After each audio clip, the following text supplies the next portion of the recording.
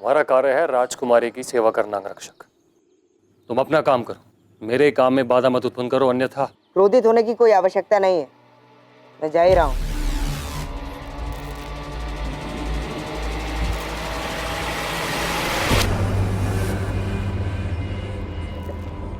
दासी,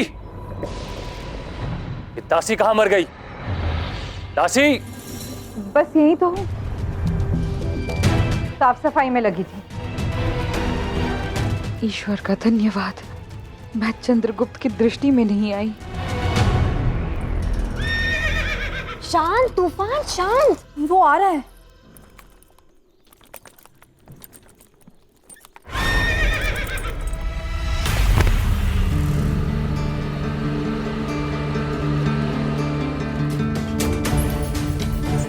जिन्हें तैरना नहीं आता उन्हें तेज धारा में उतरना नहीं चाहिए। राजकुमारी दूरधरा,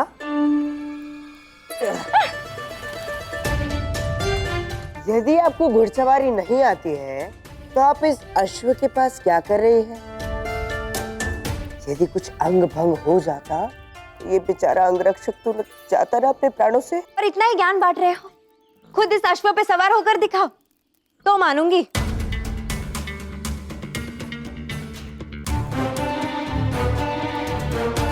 क्या हुआ? मैं जानती थी तुम नहीं कर पाओगे। लगता है सम्राट से कहकर तुम्हें अंगरक्षक के पद से हटाकर विदूषक के पद पर रखवा दूंगी। हाँ?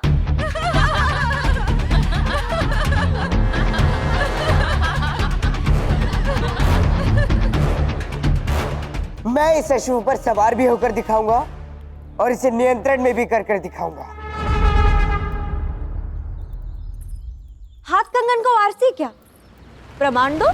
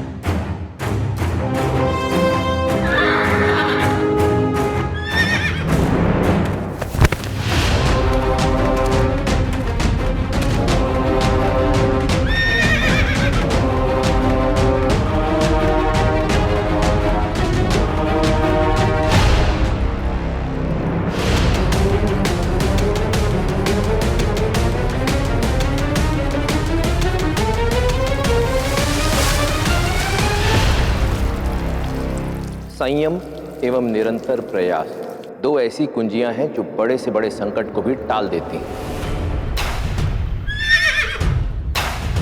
चंद्रगुप्त, चंद्रगुप्त।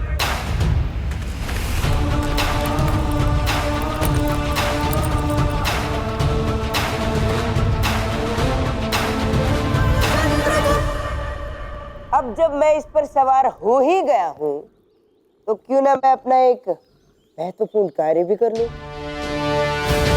विदा, फिर मिलता हूं।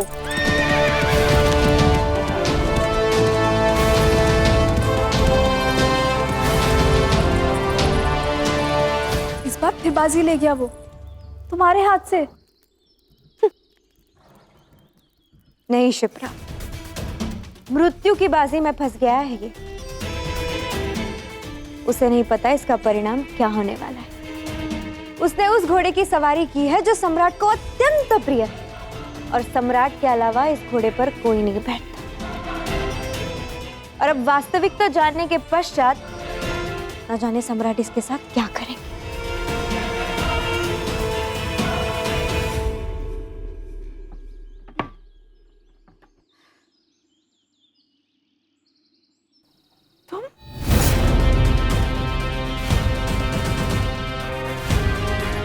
तुम क्या कर रहे हो यहाँ? क्यों, तुमको क्या लगा माई? चूड़ियों की दुकान में छुप जाओगी तो मैं देख नहीं पाऊंगा? बड़े प्रखर हो, अच्छा है। और तुम उतनी ही मूर्ख हो माई। यदि उस समय सम्राट धनानंद को कांटा नहीं चुभाती ना, तो आज यहाँ मार्ग में धूल नहीं फाक रही होती। मुझे उपदेश नहीं भाती और सुनने की इच्छा भी नहीं। जहां से आए हो वहीं पर लौट जाओ। आप में और मुझ में कुछ तो समान है। आप भी मेरी तरह हठी और मुंहफट है। चलो हटो, अब ये मुझे करने दो। नहीं नहीं, ये मुझे अकेले करना है। अगर धनानंद को पता चल गया तो कौन बताएगा उन्हें? यहाँ तो सम्राट की सैनिक भी नहीं है। ये प्रजा देख रहे हो, ये सारी आज धनानंद की आंखें हैं। कोई भी जाकर बता देगा सम्राट को।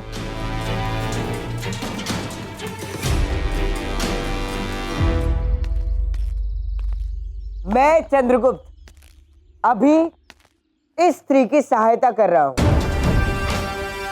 किंतु मेरी मंशा राजद्रोह या विद्रोह नहीं है। ये तो केवल मानवता की मांग है, जिसे मैं पूरा कर रहा हूं, क्योंकि मेरा मानना है कि इतना अत्याचार क्रूरता है। यदि अब भी आप में से सम्राट को कोई भी सूचित करना चाहता है तो अवश्य कीजिए और उन्हें बताइए कि मैंने उनके बनाए हुए नियम को तोड़ दिया है।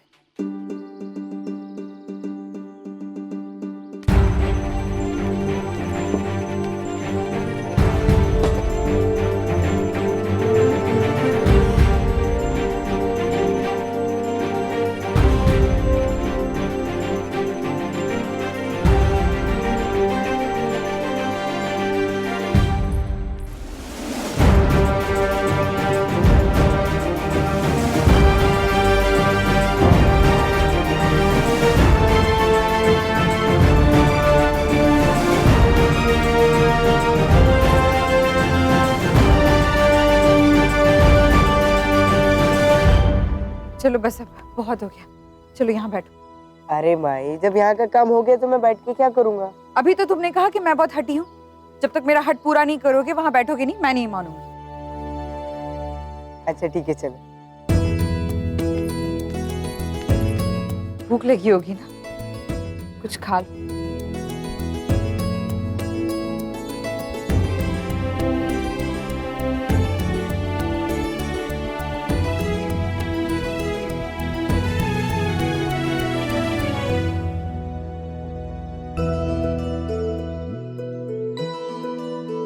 क्षमा करना, मेरे पास तुम्हारे लिए सूखी रोटी है। शांत रहो माई, मुझे आनंद लेने दो। बहुत ही स्वादिष्ट रोटियां हैं।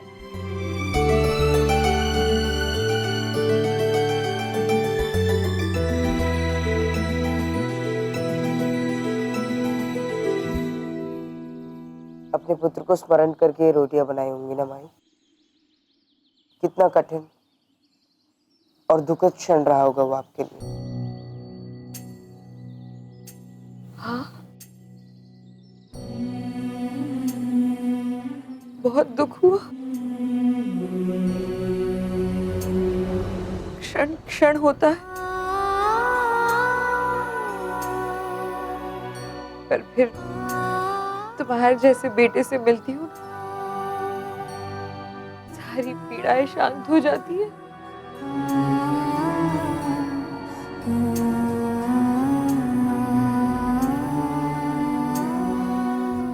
अच्छा माई, एक बात बताओ, ये इतनी सारी तैयारियां किसके स्वागत में है? स्मरण रहे, जैसी ही आपको कोई महत्वपूर्ण सूचना मिलेगी, आप बिना विलंब के उसे चंद्रगुप्त द्वारा मुझ तक पहुंचा देंगे।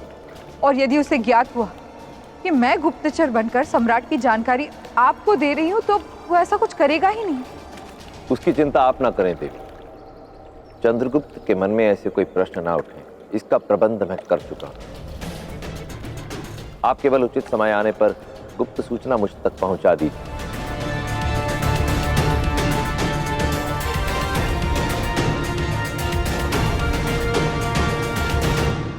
धनानंद का कोई खास शत्रु आने वाला है, कोई विदेशी शत्रु।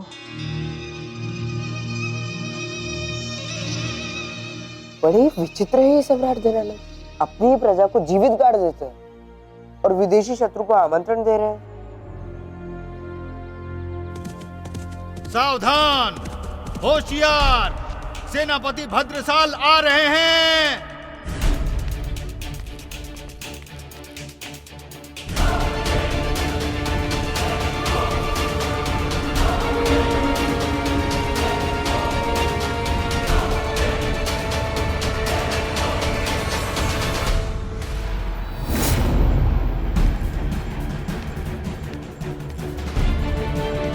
इतने कम समय में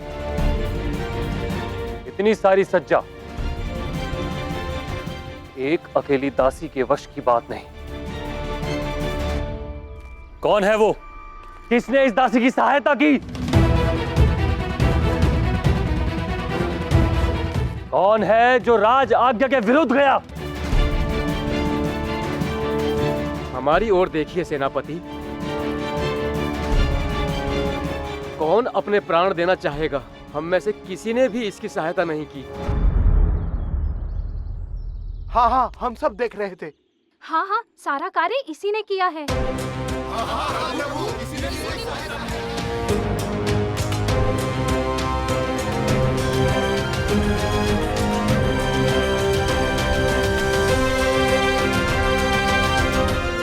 चलो मित्र, राजकुमारी प्रतीक्षा की अग्नि में सूख रही होगी। चलो।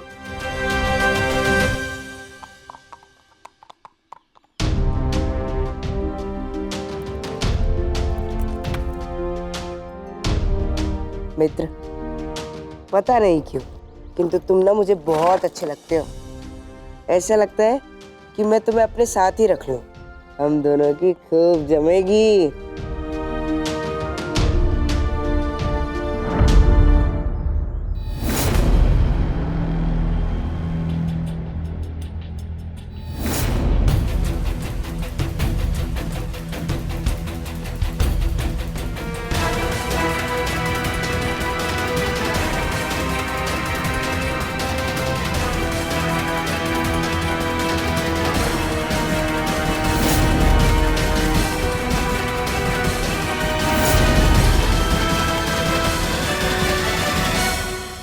देखा भाई, यही तो मैं आपसे कह रही थी कि ये आपके तूफान पर बैठा और चला गया और किसी की अनुमति भी नहीं ली।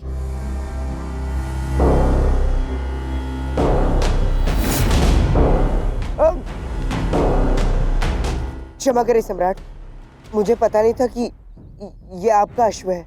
झूठ! ये सब जानता था, सिर्फ जताना चाहता था कि ये सम्राट के घोड़े पर बैठकर सवार हो सकता है। झूठ! झूठ बोल रही है आपकी बहन सम्राट।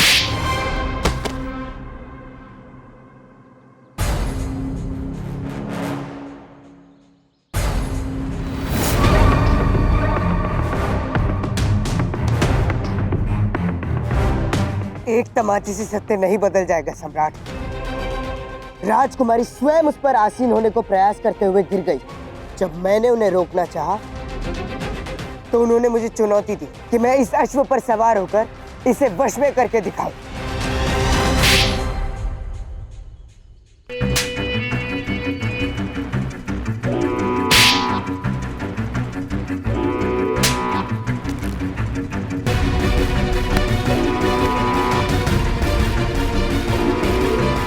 एक बार, बस एक बार इनसे पूछिए कि इन्होंने मुझे चुनौती दी थी या नहीं।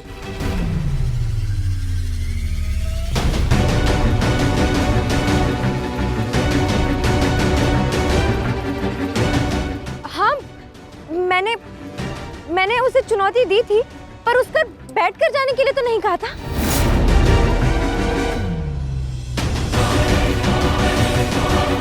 तुम्हें भय नहीं लगता मुझसे, मृत्यु से?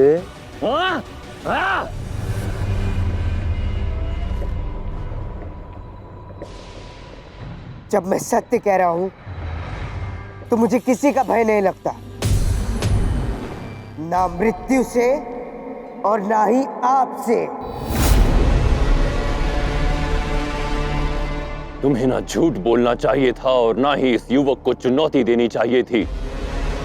तुम नहीं जानती बहन, तुम्हारी लगाई इस चिंगारी से कोई तो अवश्य झुलसने वाला है।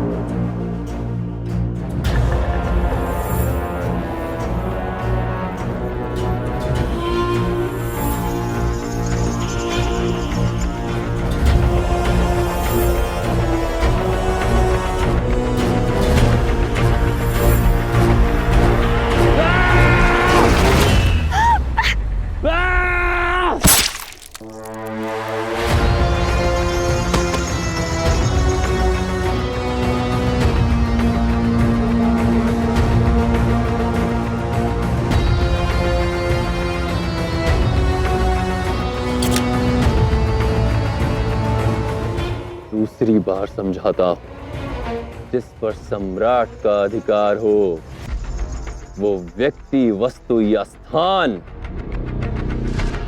कोई दूसरा स्पर्श नहीं कर सकता।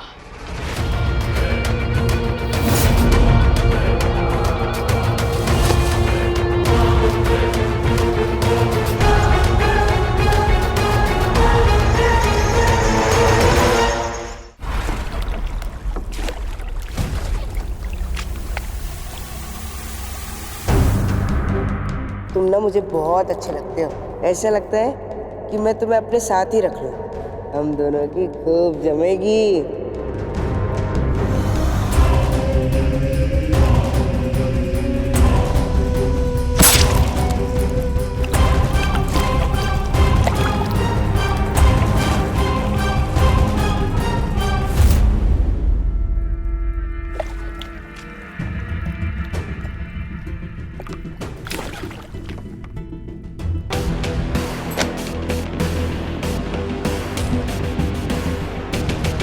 बताइए क्या कर रहा है आज मुझे? आज तुम्हारे लिए कोई कार्य नहीं है मेरे पास। आज विश्राम करो, अपनी निद्रा पूरी करो। यही कार्य है तुम्हारा आज के लिए। खेल खेल रहे ना आप मुझसे, क्योंकि मैं बुद्धि में आपसे कम हूं। 16 वर्ष का एक साधारण सा युवक आपका दास हूं, इसलिए ना। यदि सत्य में खिलाड़ी हो तो जाकर उस धनानंद से कोई खेल क्यों नहीं खेलते?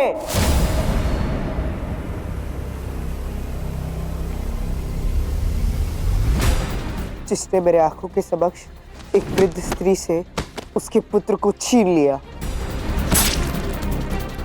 जिसने न्याय मांगने आए एक असहाय किसान को जीवित ही गाड़ दिया, उस सम्राट से तो हाथ करो। वो सम्राट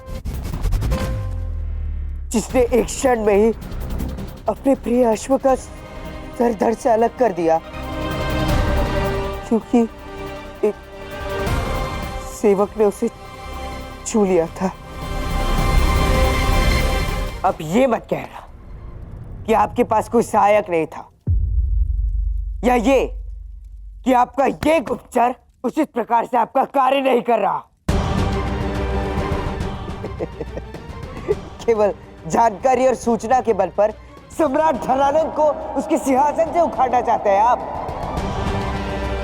तो सुनिए, महल में एक बहुत ही बड़े उत्सव का प्रबंध चल रहा है, जिसमें एक अति विशिष्ट अतिथि आने वाला है।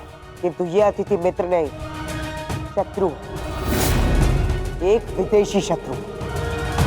विदेशी शत्रु अर्थात सेल्यूकस निकाटोर।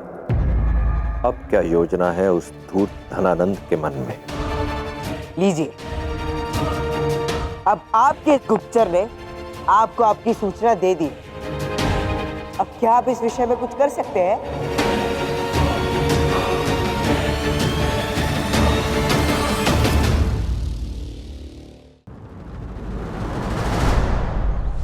जीवन में आपने कितने लक्ष्य साधे होंगे, परंतु प्रश्न यह है कि विफल कितने में हुए। विफल होने पर मन में यह विचार अवश्य आता होगा कि परिश्रम किया, दृढ़ निश्चय रखा, तो फिर विफल क्यों हुआ? इस प्रश्न का उत्तर जानने के लिए एक प्रश्न अपने आप से पूछिए कि जिस योजना को लक्ष्य साधकर आगे बढ़े थे, उसका भान किस किस को था? पपीते के वृक्ष पर जब फल आते तो उसे कपड़े से ढक दिया जाता है। ऐसा इसलिए करते हैं कि कहीं उसकी रंग और गंध से कीट और पक्षी आकर्षित होकर उसे खा ना जाए। इसलिए यदि फल का आनंद लेना है तो उसे गुप्त रखना होगा। सफल होने के लिए केवल परिश्रमी होना ही पर्याप्त नहीं है। यदि लक्ष्य की प्राप्ति करनी है तो उस योजना को गुप्त रखना होगा जिससे आप लक्ष्य पाना चाहते हैं। योजना जितनी गुप्त हो सफलता उतनी ही निश्चित है।